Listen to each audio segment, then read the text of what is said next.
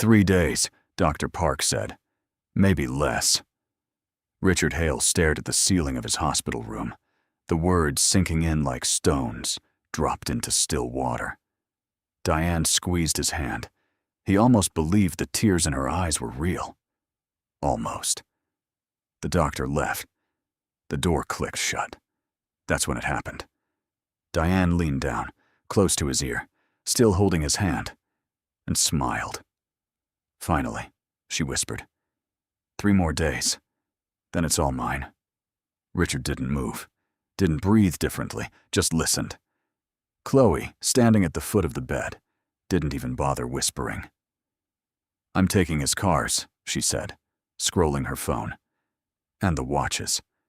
Patek goes to me first. Mom, don't let Derek near it. Chloe, Diane hissed, glancing at Richard. What? He can't hear us. The doctor said he's basically gone already. They laughed. Actually, I laughed. Then they gathered their bags and walked out, already talking about dinner reservations, like they hadn't just carved up a dying man's life in front of him. Richard lay there for 11 minutes, counting his own heartbeat, making sure it was steady. Then he picked up his phone and called the one person in that house who'd never once asked him for anything. Marcus. Sir? You okay? It's late. Come to the hospital. Now. Don't tell anyone. 20 minutes later, Marcus Reyes stood by his bed, still in his driving jacket, confusion written across his face. Sir, what's going on? Richard's voice was low, steady, nothing like a dying man's. Help me, and you'll never have to work again. Marcus blinked. Help you? Do what? Richard turned his head slowly, and for the first time in years, something sharp flickered behind his tired eyes. Disappear, he said, while making sure they think I'm still dying. Marcus didn't answer right away. He just stared at the man he'd driven for 8 years, a man he thought he knew. Sir, what did you hear? Richard's jaw tightened. Enough to know my wife just gave me a countdown to my own funeral, and enough to know I'm not going to die on her schedule. By morning, Richard was home, weak steps, trembling hand on the railing, every bit the dying man they expected. Diane fluffed his pillows like a woman auditioning for Wife of the Year. Rest, baby.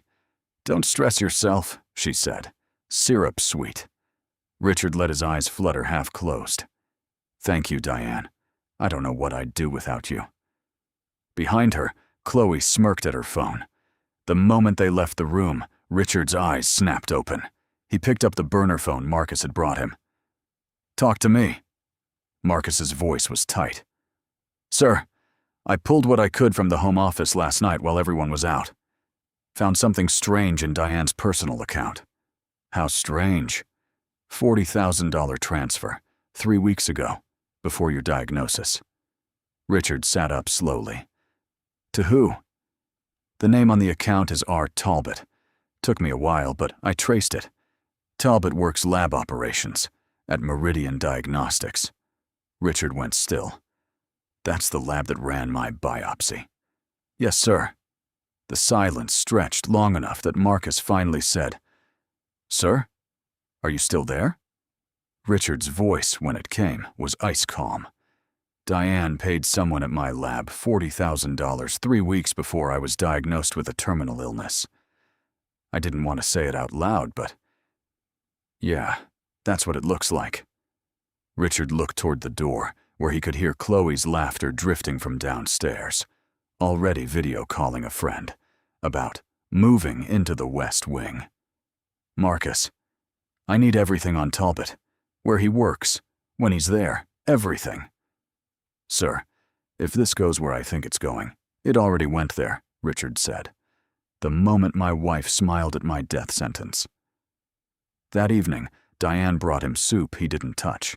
She sat on the edge of the bed, stroking his hair with a tenderness that made his skin crawl now that he knew what it was worth. We should talk to the lawyer soon, she said softly. Just to make sure everything's in order. For your peace of mind.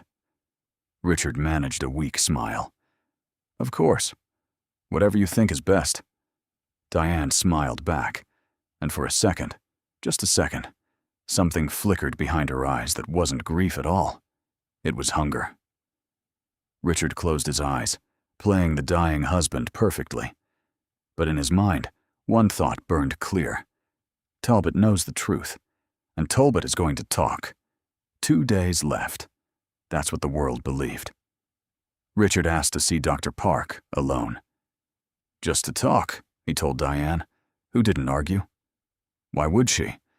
A dying man wanting a quiet word with his doctor looked exactly like grief, not investigation. Dr. Park sat across from him, folded in her lap, sympathy already arranged on her face. Richard, if there's anything you want to discuss about your final wishes. I want a second biopsy, Richard said. Independent lab. Today. Dr. Park blinked. Richard, the results were conclusive.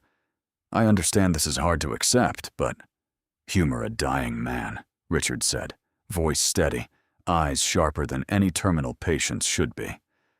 One more test. My money. My choice. She studied him for a long moment. Something in his tone must have registered, because she nodded slowly. I can arrange it. Discreetly. Very discreetly, Richard said. Diane doesn't hear about this. Not a word. That afternoon, while Marcus drove him to get some fresh air, they detoured to a private lab 2 towns over. Blood drawn, samples sealed, results promised in 24 hours. Back home, the air had changed. Diane was waiting in the foyer, arms crossed, smiling a little too tight. Where were you? Drive, Richard said. Marcus took me around the lake. Wanted to see it one more time. You should have told me. I would have come. I wanted a moment alone, Richard said gently. Is that all right? Diane's eyes flicked to Marcus, standing quiet by the door. Something calculating passed behind them. Of course, she said. Whatever you need. But that night, Richard heard her voice through the wall, low, urgent, on the phone. He's asking questions, Chloe. I don't like it. No, I don't think he suspects anything. He's basically a ghost. But I want the lawyer here tomorrow. Sign everything while he's still lucid enough to hold a pen. Richard lay in the dark, listening to his own wife plan his robbery in real time. The next morning, his phone buzzed. Unknown number. Dr. Park. Richard, the second results just came back. He sat up. And? Her voice was careful, confused. Richard, there's no tumor. No malignancy. Nothing. Whatever was in your original file. This isn't it. I don't understand how this happened, but you are not terminal. You're not even sick. Richard closed his eyes, and for the first time in 3 days, he let himself breathe like a man who was going to live. I understand exactly how it happened, Doctor, he said quietly. I just need you to keep this between us. A little longer. He hung up, walked to the window, and watched Diane in the garden below, laughing with Chloe, already flipping through paint swatches for the new living room. You should have let me actually die, he thought, because now I'm going to make sure you regret keeping me alive to watch you take everything. His phone buzzed again. Marcus. Sir, the lawyer's here. Diane wants you downstairs in 10 minutes. She's got documents ready to sign. Richard smiled, the first real smile in 3 days. Tell her I'll be right down, he said. Time to give my wife exactly what she asked for. Richard came downstairs slower than he needed to, one hand on the banister, playing weakly for an audience that was already counting the minutes. The lawyer, a thin man named Preston, sat at the dining table with a stack of documents. Diane hovered beside him, and Chloe lounged in a chair, already scrolling real estate listings on her phone. Richard, sit, please, Diane said, guiding him into a chair like he was made of glass. Preston just needs your signature on a few things, to simplify matters. For the family.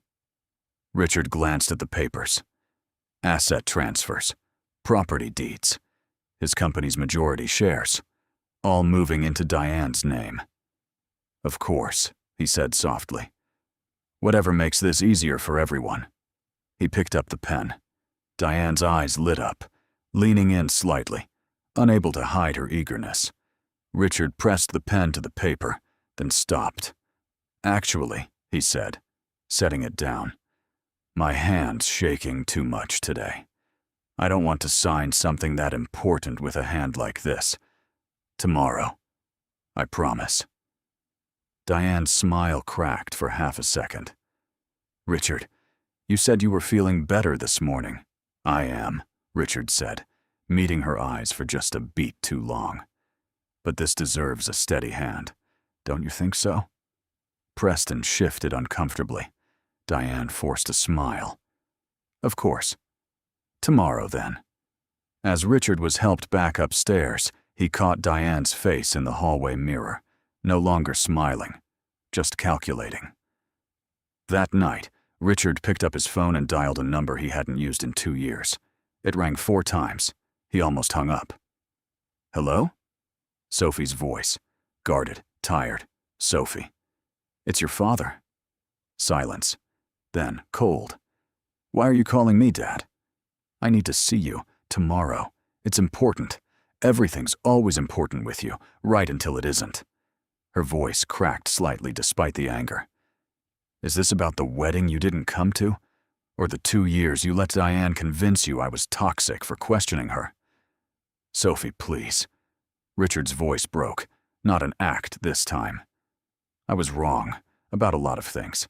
I need to tell you something, and I need you to trust me one more time. A long pause. Fine, tomorrow. But Dad, this is the last time.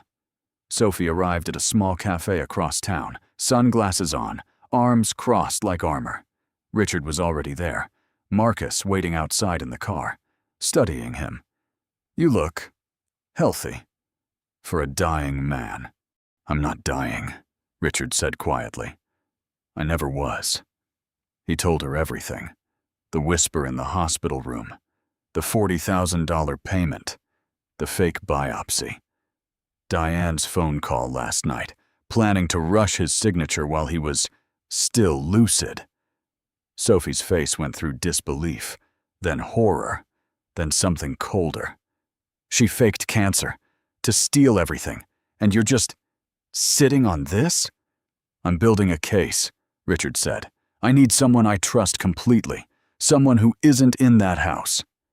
Sophie stared at him for a long moment. 2 years, Dad. 2 years you let her keep me away. I know. And now you need me. I need my daughter, Richard said. The rest is just timing. Sophie's jaw tightened, eyes wet but sharp. Finally, she exhaled. What do you need me to do? Relief washed through Richard's chest. Talbot. The lab tech Diane paid off. I need to know if he'll talk. And I need a lawyer who isn't Preston. Someone Diane's never met. I know someone, Sophie said. Ruthless. Perfect for this. Richard reached across the table, and for the first time in 2 years, Sophie let him take her hand. Thank you, he whispered. Don't thank me yet, Sophie said. Thank me when she's got nothing left. Back at the house, Richard's phone buzzed the second he stepped through the door. Marcus, texting from the driveway. One word. Trouble. Richard rushed inside to find Diane standing in her study, arms crossed, staring at Marcus, who stood frozen beside her open filing cabinet, a folder of bank statements still in his hand. Care to explain? Diane said, voice like glass about to shatter. Why is my driver going through my private financial records? Richard's heart slammed, but his face stayed calm. Years of boardroom poker learned young. Diane, he said, stepping into the study. What's going on? Ask him, Diane snapped, not taking her eyes off Marcus. I came in to grab my checkbook and found him elbow deep in my files. Marcus's mind raced. One wrong word, and everything Richard had built over 3 days would collapse. "Sir asked me to find his old insurance documents," Marcus said, voice steady despite his pulse hammering. "He said they might be filed with the household records. I didn't realize this drawer was personal, ma'am. My mistake." Diane's eyes narrowed, flicking between Marcus and Richard. "Insurance documents. In my filing cabinet." "I keep everything together," Diane said flatly. "You know that, Richard." Richard placed a hand gently on Diane's shoulder, the picture of a tired, confused husband. "I'm sorry, darling. My mind's not what it used to be. I told him the wrong cabinet, I'm sure." Diane studied him for a long moment, searching for the crack, the lie, anything. Then she softened, or performed softening, patting his hand. "It's all right. You're not yourself these days." She turned to Marcus, voice sharpening again. "Next time, ask me directly. Don't go through my things without permission." "Understood, ma'am. Won't happen again." Diane swept out of the room. The second her footsteps faded down the hall, Marcus exhaled shakily. "Sir, that was close. Too close." "I know," Richard said quietly, closing the cabinet drawer. "She's not stupid, Marcus. She's scared, which means she's about to move faster." He was right. That evening, Chloe cornered him in the hallway, holding up her phone with a photo of his classic Mercedes collection. Richard," she corrected, barely bothering with the mask anymore. "I already talked to a guy about the cars. He said if we transfer the titles this week, we skip a bunch of tax stuff. Can you just sign the release forms? Tonight? Before you get too tired to remember what we discussed?" Richard looked at her. This girl he'd helped raise, who was already selling his memory before he was gone. "Of course, sweetheart," he said softly. "Bring them by in the morning." Chloe beamed and hurried off, already texting someone. Richard closed his bedroom door and leaned against it, jaw tight. Later, near midnight, Diane appeared with a tray, tea, and the transfer documents from that afternoon, waiting patiently for his signature. "You said tomorrow was too far off," she said gently, setting the tray down. "I thought maybe tonight, while it's quiet. No pressure. Just when you're ready." Richard looked at the papers. I looked at her face. Soft, patient, loving. A mask worn so long, she probably believed it herself now. He picked up the pen. Diane's breath caught, just slightly. He pressed it to the paper, and then set it down again, sighing. "My eyes are too tired tonight, Diane. I can barely read the lines." Something flickered across her face. Not disappointment this time. Suspicion. "Richard," she said slowly, "you've had 3 days to sign this. You're stalling." "I'm dying, Diane," he said, meeting her eyes evenly. "Forgive me if paperwork isn't my priority." She stared at him a long moment, then forced a smile and gathered the tray. "Of course, I'm sorry. Get some rest." But at the door, she paused, not turning around. "You know," she said quietly, "Dr. Park called the house today. Said she couldn't reach you directly. Something about follow-up results?" Richard's blood went cold. "Must be routine," he said carefully. Diane finally turned, and for the first time, her smile didn't reach her eyes at all. "Must be," she echoed. "Sleep well, Richard." The door clicked shut. Richard sat frozen in the dark, heart pounding. She knows something's wrong, and a woman who fakes her husband's death sentence isn't going to wait around to find out what. His phone buzzed. Marcus. Sir, just overheard Diane on the phone with someone. She said, and I quote, "If the pills don't work fast enough naturally, we'll help it along." Sir, I think she's done waiting for you to die on schedule. Richard read the message twice, hands cold. We'll help it along. He called Marcus immediately, voice low and urgent. Get Sophie. Get her lawyer. Tonight. We're done playing this slow. Sir, if Diane's talking about pills, I know exactly what she's talking about, Richard said. Which means we move now, before she gets the chance. By 2 a.m., Richard's study had become a war room. Sophie sat across from him, her lawyer, a sharp-eyed woman named Renata Cole, beside her, papers spread across the desk. Marcus stood near the door, still catching his breath from driving across town twice in one night. Talbot talked, Renata said, sliding a signed affidavit across the table. Took some convincing, and the promise that cooperating keeps him out of prison. But he confirmed everything. Diane paid him $40,000 to falsify your biopsy results. Said she made it sound like a business favor, but he knew exactly what it was. Richard exhaled slowly, something between relief and rage settling in his chest. And the pills? He asked. I already called Dr. Park, Sophie said. She's furious. Someone accessed your medication log 2 days ago. Adjusted dosages on a prescription you're not even supposed to be taking anymore, since you're not actually sick. Richard's jaw tightened. So it's real. She's not just planning. She's already moving. Which is why, Renata said, we don't wait for her next move. We control the moment. Tomorrow night, you said there's a family dinner planned? Diane's idea, Richard said. A toast to gratitude, she called it. For the doctors. For the family. Before I get worse. Sophie's eyes sharpened. Then that's where we do it.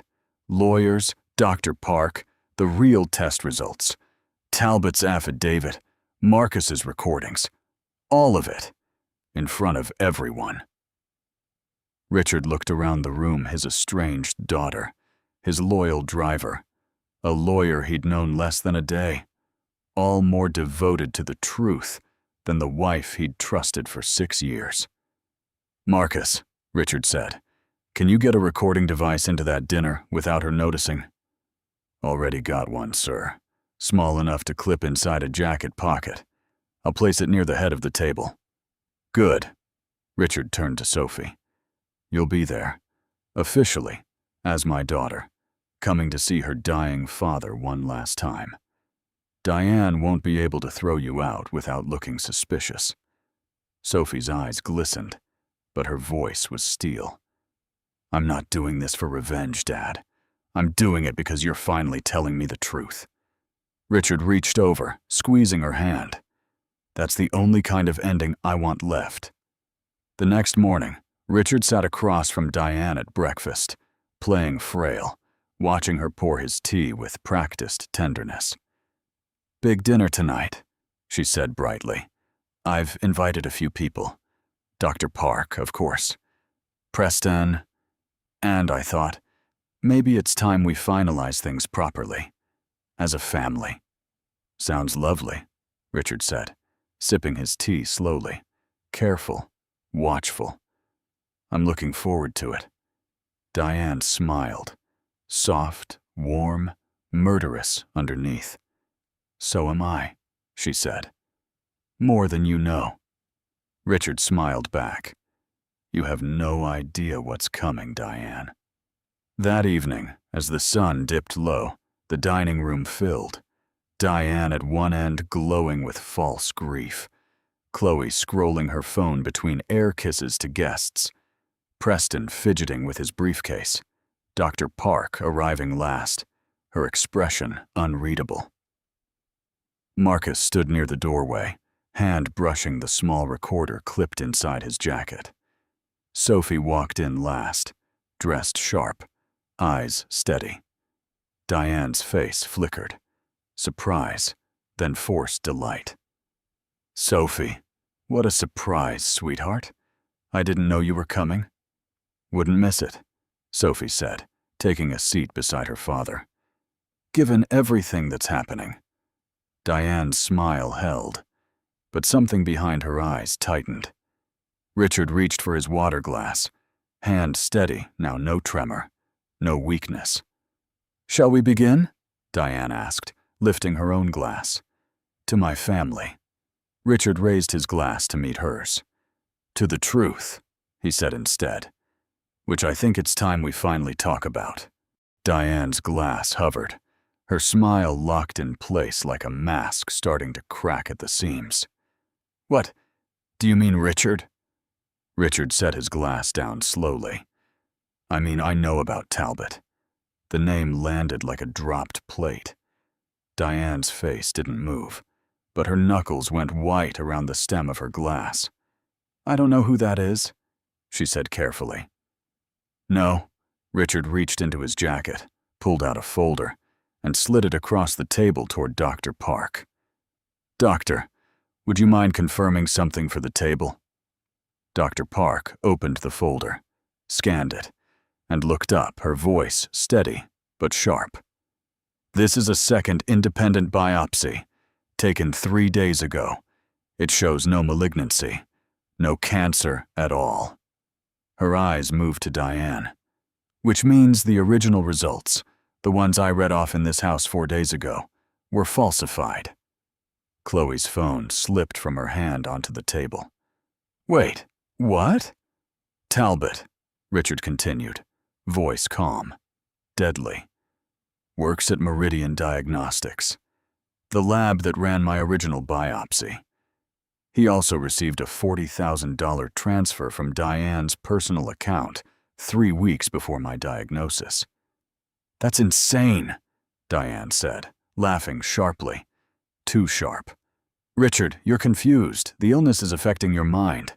I have his signed affidavit," Renata Cole said, stepping into the doorway where she'd been waiting.